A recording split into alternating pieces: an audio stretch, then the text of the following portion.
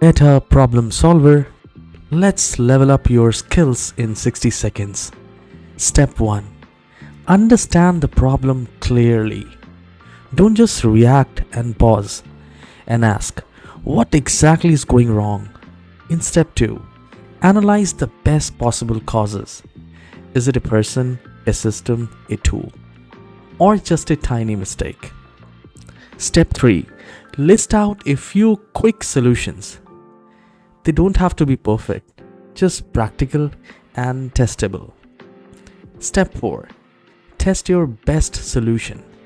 Check what works, and if it fails, adjust and try again. Problem solving is a skill anyone can learn. The more you practice, the better and faster you will get.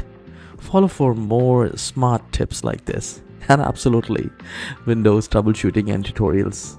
Have a wonderful day.